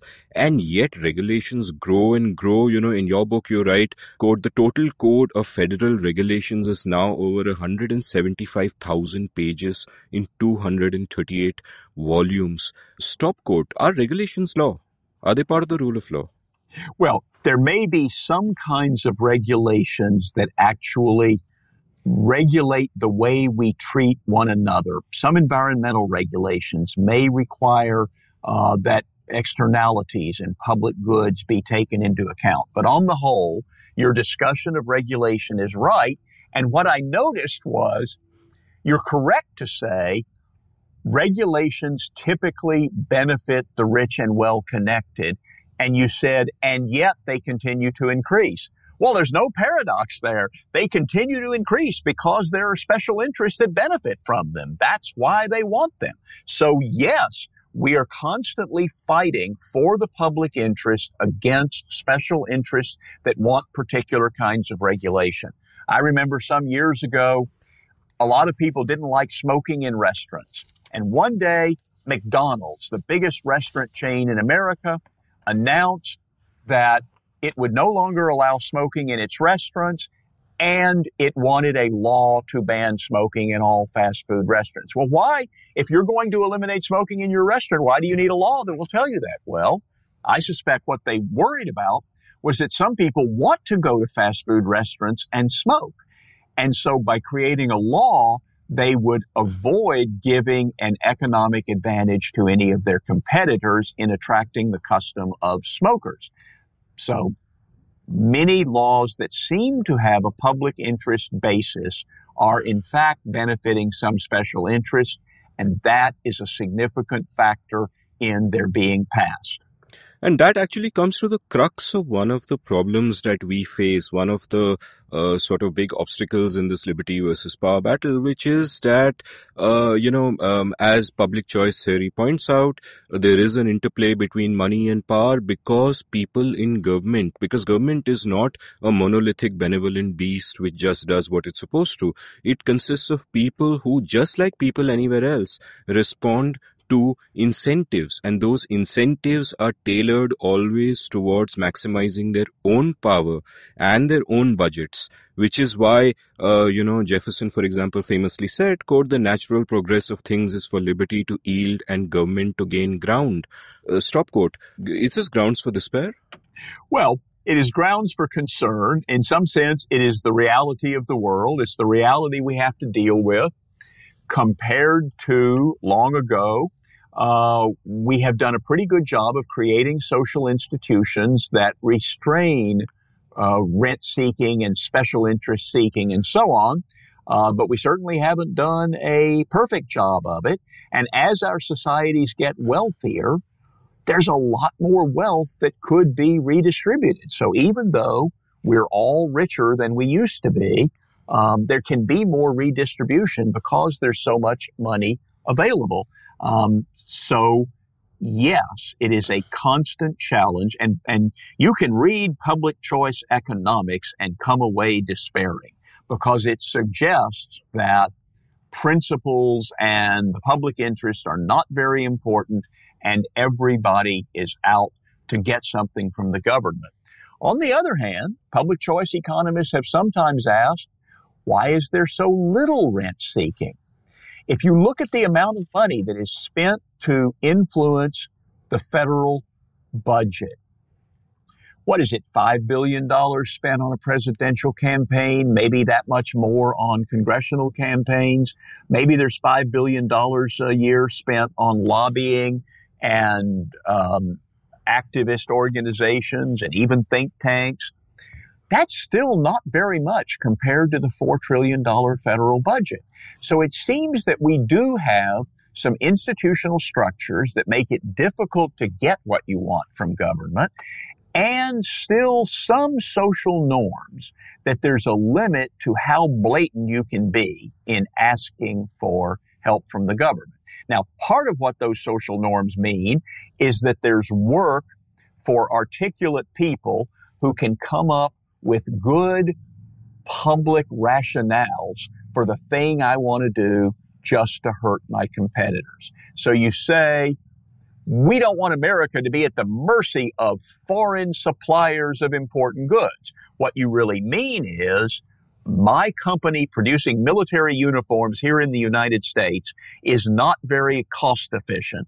And I know that if we have free trade, we will buy military uniforms from China. But I can say, oh, that's bad for our national security. What if we got in a war? Our soldiers would have to go naked because we can't import our uniforms anymore. So that will persuade people, oh, yes, we should require that the military uniforms be made in the United States. The reason that somebody wanted to do that was because they wanted to make a profit, but they've paid articulate lawyers and advertising managers to come up with an argument that sounds like it benefits the public. Still, in the modern Western economies, most resources are still allocated by the market, by people's choices in the marketplace. And that's why, despite the size of government, we do continue to be better off every year. Our houses are a little bigger, our houses are a little warmer. We have iPhones instead of the old-fashioned phone on the wall at home. All those improvements keep happening because we have come up with institutions that constrain the special interests, even though they don't eliminate them. I'd been a guest on an episode of another podcast called the Pragati podcast, which dealt with the public choice theory, which will be linked from the episode page. But I'd like to share a very revelatory story about how the state never decreases in size or never seems to decrease in size with you and my listeners. Have you ever heard of an Indian government department called the CCA? No, I don't think so. Okay, you gotta listen to this one. So, and I got this from a book by Bibek Debroy, to give credit where it's due. So, in 1984, a government department in the government of Tamil Nadu, which is a South Indian state, applied to higher up authorities for an increase in its budget. So, the secretary on whose table this landed decided to investigate and find out what exactly the CCA was and what it did. And the story of it goes back to the Second World War and to Winston Churchill. So Churchill was a big fan of cigars, and he got all his cigars from Cuba. And when the Second World War started, his supply of cigars dried up. So he went to what was then the second best, according to him, cigar manufacturer around, or the best which was available to him, which was in a place near what was then Madras and is now Chennai, in Tamil Nadu. So a government department was set up to procure those cigars for him because India was still part of the British Empire then, and I sent it to him over in London until the war got over. And that department was called CCA, Churchill Cigar Assistant. And the war gets over, India gets freedom, Winston Churchill dies, all these years pass, 40 years pass, and in 1984 you still have this department with the audacity to ask for an increase in its budget. And obviously this was one of the rare cases when the department was actually shut down, but it took almost 40 years for that to happen. Well, we've had examples like that in the United States. We had a tea tasters board, a group of government employees who tasted all the tea that was sold to make sure that it was made properly, I guess. And it stayed around for 100 years. I think we did finally get rid of it. There were also mohair subsidies. This is a kind of wool, and I believe that goes back to making uniforms in World War I. And here it is. In the 1980s, they tried to get rid of it, but it came back because the mohair suppliers continue to lobby Congress. Every manufacturer, every producer has a lobby in Washington. The problem is consumers and taxpayers don't have much of a lobby because their interests are very diffuse. But whatever you do for a living, whether it's making shoes or making cigars or creating insurance, you have a lobby to protect your interest in your livelihood, and that lobby is here in Washington, always making sure that there are no threats to your subsidy or your protection.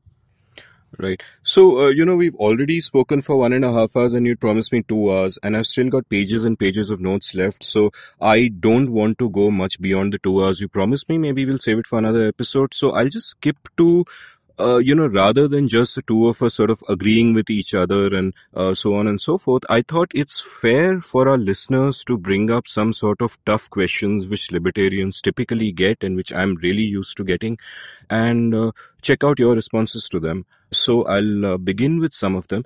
One of the questions I often get is that, look, libertarianism is so utopian.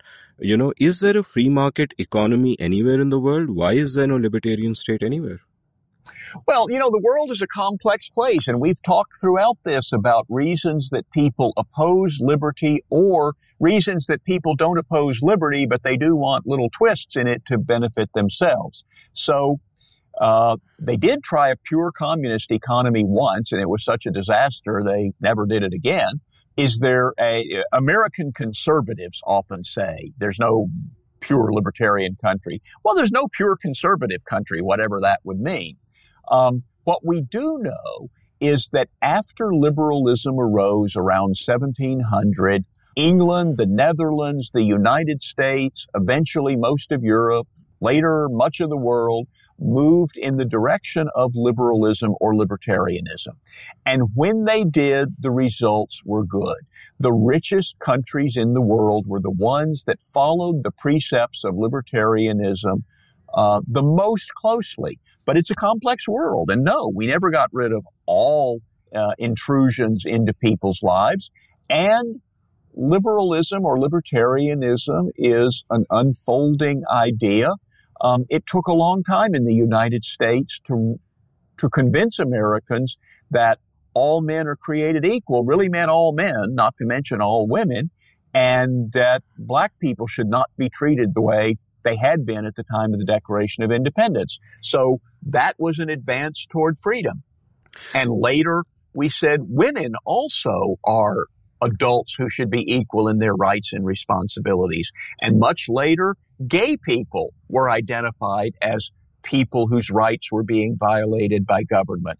And so in a lot of ways, we have continued to move toward recognition of equal liberty and the removal of all the constraints of mercantilism and everything. And meanwhile, there's a battle with people who want to impose new constraints. But I do think I could tell you to go look at the Economic Freedom of the World report and see which countries have the most economic freedom and how well their economies are doing.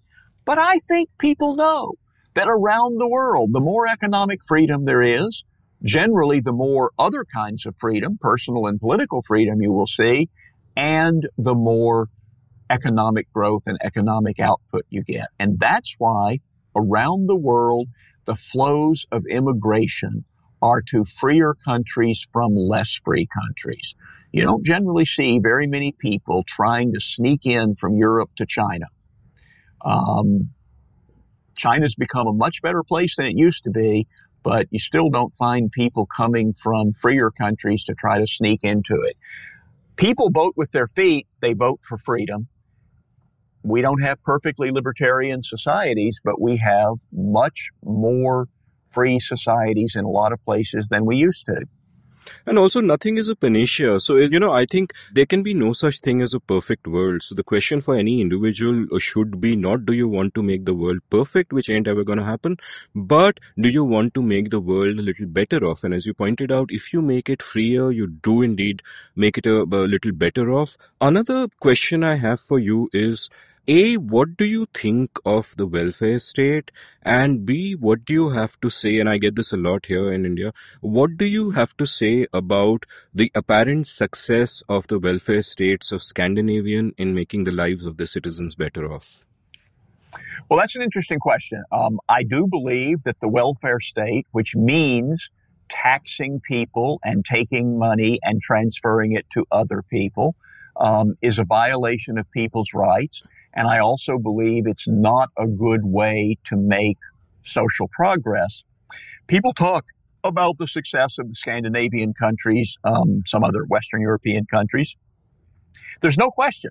Those countries have been very successful. Of all the countries and eras in the history of the world, there aren't many that you would choose to live in over the social democracies of Western Europe.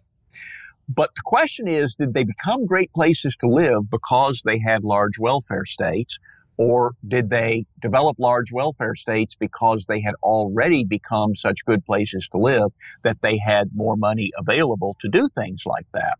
I just heard a talk from my Swedish colleague, Johan Norberg, about Sweden. What happened in Sweden? In the 1960s and 1970s, when I was growing up, everybody said Sweden is perfect. Sweden is the perfect welfare state. No one is poor. The Swedish model, that was what we all were supposed to aspire to. Follow the Swedish model. Johan will tell you, Sweden was one of the earliest and most capitalist countries in the world. It became one of the richest countries in the world. Starting around 1960, it did have an ideological change such that people said, hey, we have all this money, we should be able to eliminate poverty. And they tried that for about a generation. And in the past 20 years or so, they have realized it was too expensive. It was hurting the Swedish work ethic. It was hurting Swedish economic growth. It was causing well-off people to leave Sweden to avoid their taxes. And they have reined in their taxes and their welfare programs. So they haven't gotten rid of them, but they did realize they had gone too far. And to some extent, that's true in Denmark and other places like that. So there's no question that we're finding out you can maintain a welfare state and still have a good society. In my view, if you had much lower taxes and therefore much less transfer payment systems, you would have more economic growth. There would be more wealth to go around in society. There would be more and better jobs for people.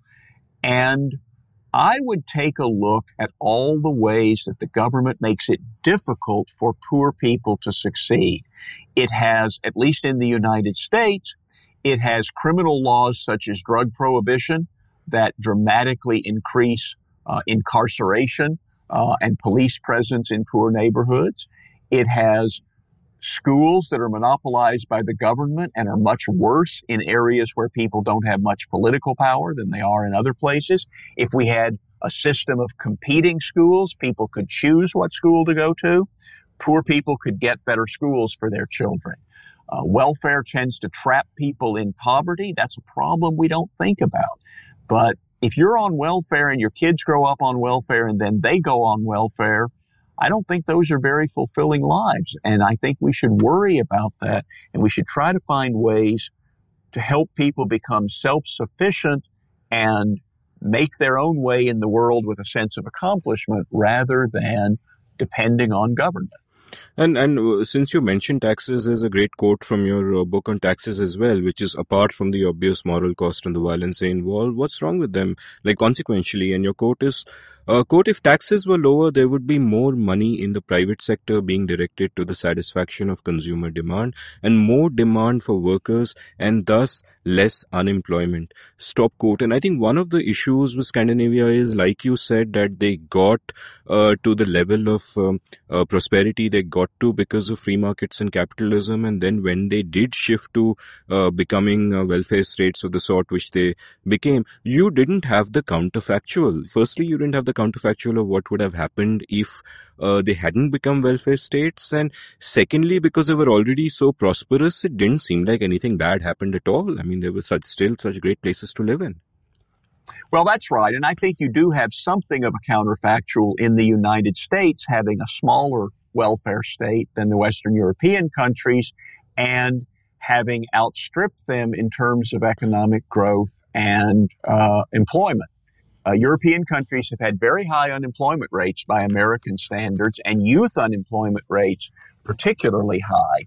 So they're good societies, but I don't believe it's a result of their high levels of taxes and transfers. I think that's a drag on the prosperity that Europe could have and the jobs it could have available. So my next question moves from the Scandinavian countries to America itself and recent events. Now, both you and I agree that free trade is great. You know, every trade that takes place makes both parties better off. It's a positive sum game, and countries aren't really trading with each other. It's individuals within countries who trade with each other, and therefore, you know, the balance of trade is not something we should ever worry about. But what's happened recently is because America in the past had embraced free trade to the extent that it did, what ended up happening was that the argument goes that the middle class in large parts of America saw their jobs being replaced by cheaper labor and cheaper goods from China and other Asian countries, and therefore while the individuals trading did benefit, you had large parts of middle America where jobs were lost or stagnated, or middle class wages didn't really grow the way they should have, which led to a lot of resentment among those people and them asking that, listen, what is this free trade nonsense? We are not benefiting from it, so what are you talking about? And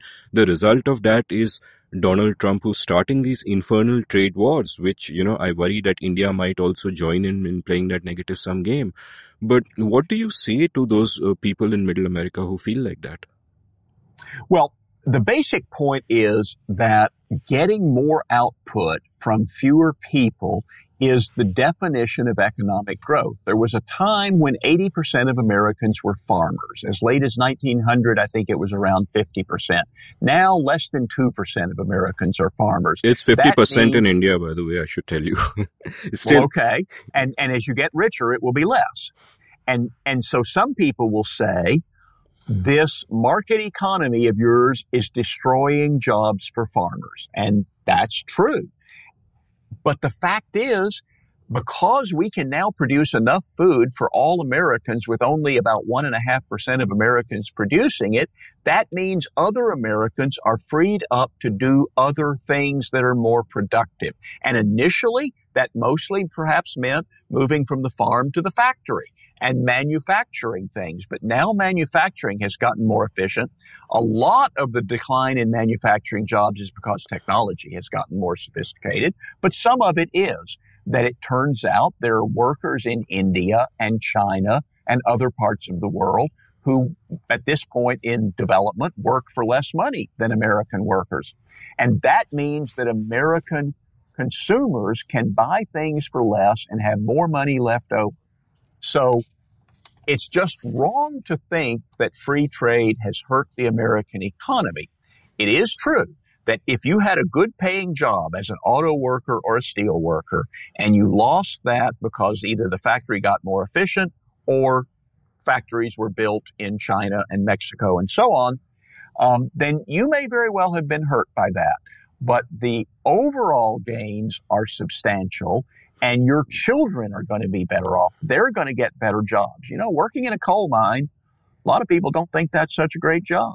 Working on an assembly line, hard work, honest work, but probably not as pleasant a job as a lot of jobs today.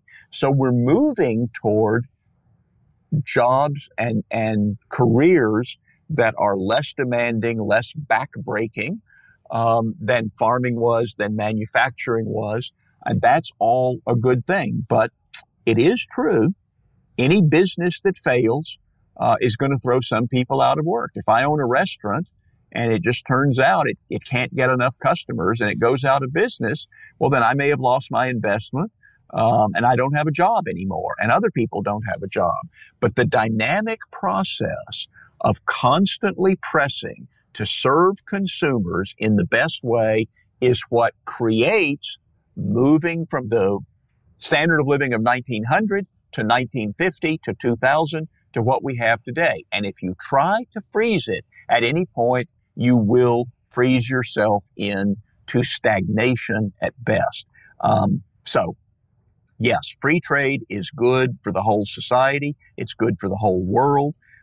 It is a bad thing that we have a president whose stock of economic knowledge, who is not just ignorant of economics, is worse than ignorant because he holds tenaciously to ideas that are wrong.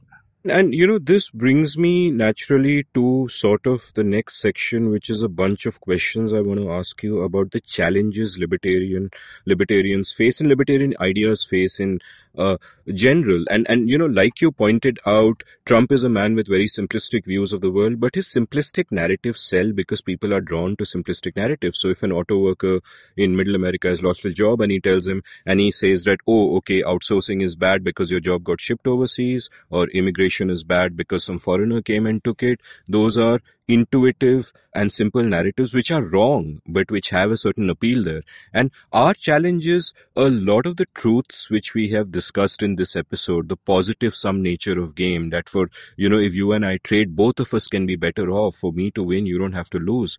Or say spontaneous order, are so counterintuitive. And, you've been someone who's been in a think tank for so long, and part of what you've sort of a challenge that you must have faced is disseminating these ideas and making them part of the discourse and common wisdom. But is that a difficult thing to do given how incredibly counterintuitive they are and how they run counter to our instincts? Well, yes, it's a challenge. There are some simple ideas that, at least in America, I think are widely held and correct, People have a right to live their lives any way they want to as long as they don't violate the equal rights of others. I think Americans believe that. It's just the application that can be difficult, but it is a line you can use on an election platform. Ronald Reagan talked that way, and he gave speeches that people liked, and he got elected. So yes, a lot of the ideas are counterintuitive, and so we have to constantly be explaining why it will not help low-income workers to set a minimum wage for their work, why it will not help the housing crisis in America to put caps on rents. All of these things are economics 101, and yet not easy to understand if you haven't been in an economics classroom, and that's why there is this constant process. But we have made progress at it. The economic freedom of the world has been going up over the past 40 years as we've been measuring it. So as difficult as it is, we know that we can sell some of these ideas. Currently at the Cato Institute, we're engaged in a project to explain to people the costs of the Jones Act, which says that anything shipped between two American ports must be on U.S. crude ships. This is protectionism. This is not good for American consumers. We're going to try to explain that to people. And there, the problem is not going to be explaining it. The problem is going to be the public choice problem, that the people who have the most influence over the policy are the ones who are out for their own good, not seeking the public interest. But yes, our challenge every day is to explain economic concepts in a way that people can understand and appreciate, even though there are simplistic demagogues of both right and left arguing against them. And, you and I and all libertarians are sort of believe passionately in the primacy and the dignity of the individual. As Ayn Rand once said, the smallest minority is the individual. Stop quote. And yet what has been happening recently is the rise of identity politics on both the right and the left, which focus more on groups rather than individuals, and group rights more than individual rights. Is this something that is disturbing, and how can we counter it effectively? It is disturbing, but I think conservatives sometimes are confused about the origins of it. When you deny a certain group of people their equal liberty under law because they're part of this group, like, for instance, the color of their skin or their religion or the fact that they are gay, then it's natural that they organize on behalf of women's rights or civil rights or gay rights. And so that's a kind of identity politics, but they aren't the ones who created the identity. It was the ruling class that said black people are a separate class. So who created identity politics? Well, arguably white people did. They said, we rank higher than these other people. And so when the black people organized to defend their rights, some people said, oh, you shouldn't organize on the basis of race. Well, you organized us on the basis of race. Now, I think we've gotten to a point in the United States where we have made great progress in all of those areas. And now the emphasis on identity politics, I think, does drive us apart. And it is a problem on both right and left, and neither side sees that it is part of the problem.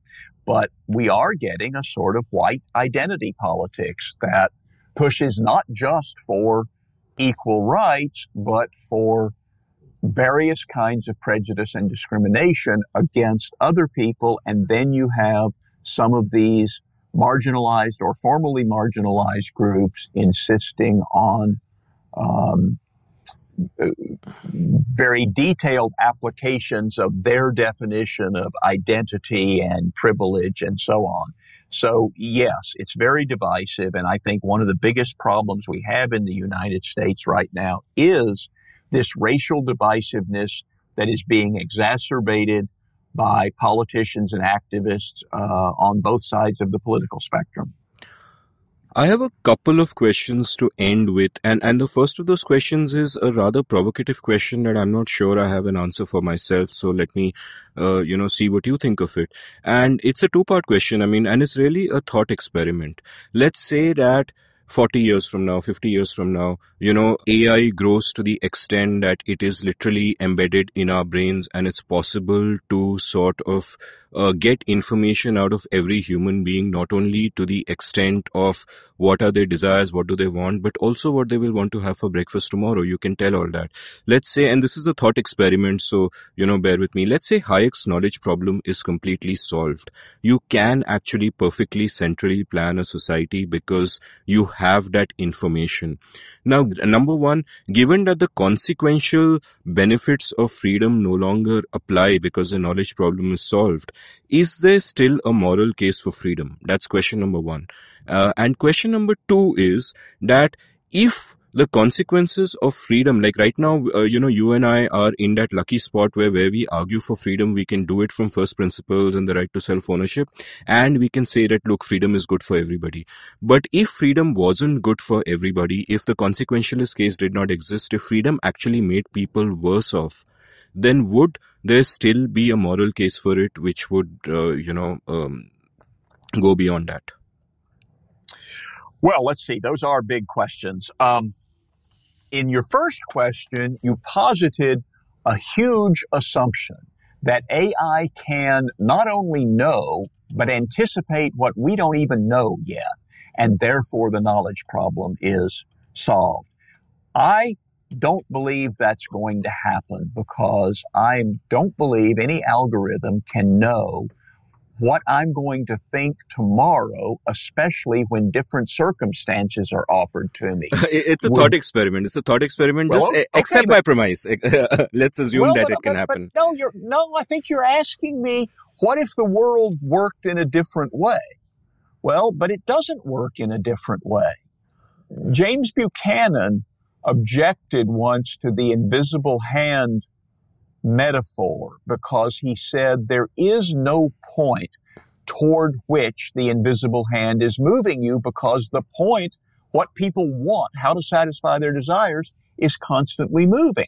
And so I just think you really are saying, what if humanity was different? Would you still favor the same rules? Well, I don't favor individual rights for honeybees, but I don't believe humans are honeybees, and they're not going to be. So therefore, I guess I would say, in the first circumstance you described, a computer can know not only everything I want right now and how I would order my preferences, but how I will order my preferences tomorrow and a year from now and 10 years from now.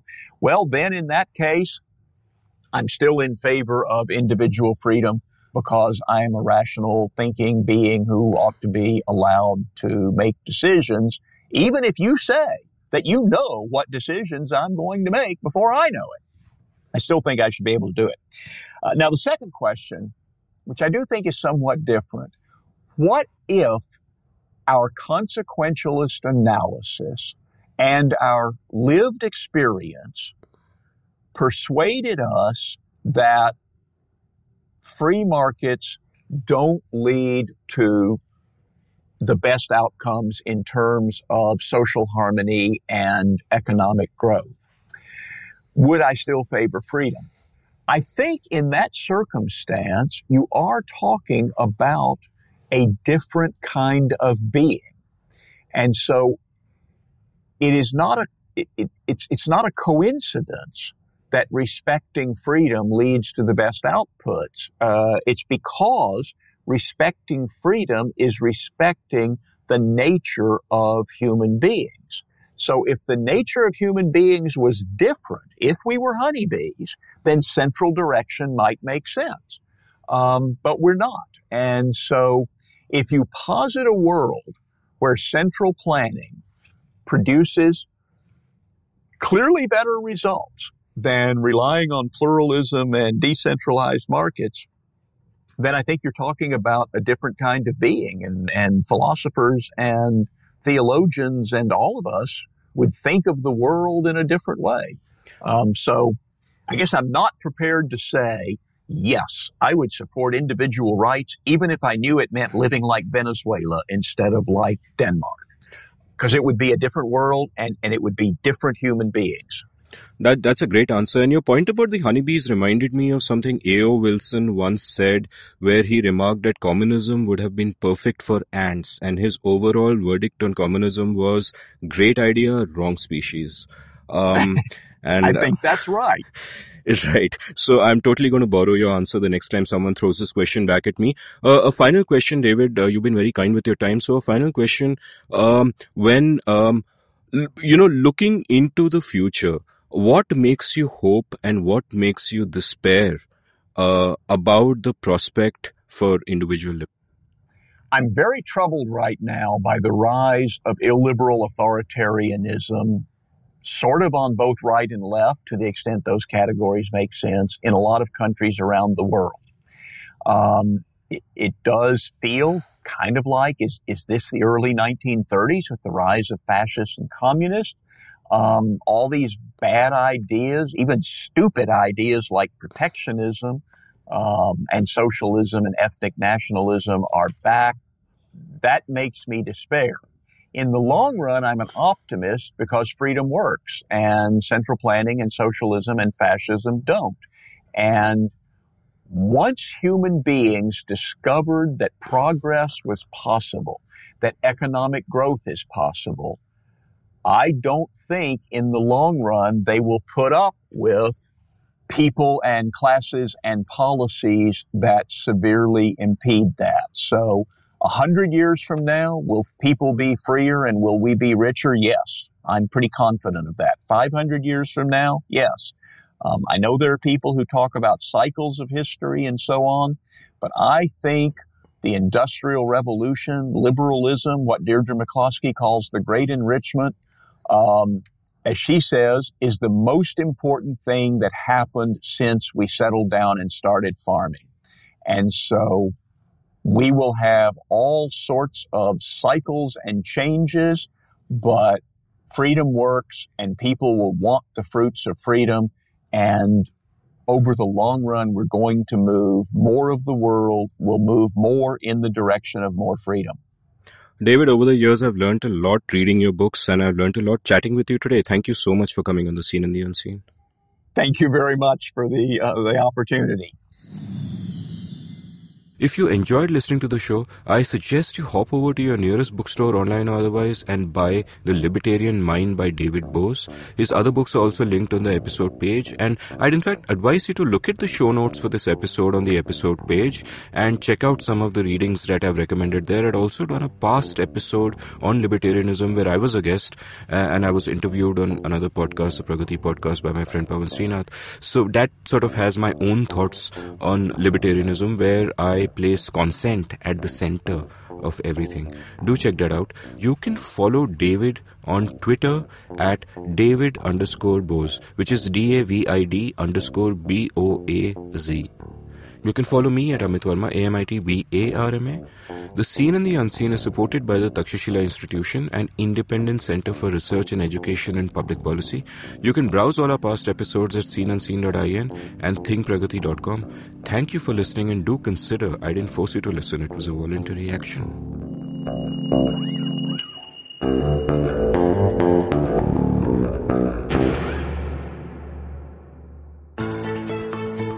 How aware do you think you are of your laws and rights? Do you look up to laws when you are caught up in situations? Do you know what your rights are when you're stuck somewhere bad? Well, here's a show that can help you move an inch closer to being aware of what your rights are. Tune into Know Your Qanoon with me, Amit Varma. This is a podcast meant to answer all your law-related queries. Catch Know Your Qanoon every week on the IVM website or the app or anywhere you get your podcast from.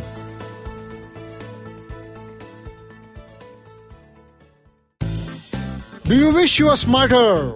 Well, so do we. But the next best thing? We could make you sound smarter. And to help you with this endeavor, we are Simplified, a podcast that attempts to break down the complex world around you with a little knowledge, a lot of poor jokes, and a ton of random trivia. Episodes out every Monday On the IVM podcast app or wherever you get your podcasts. See ya!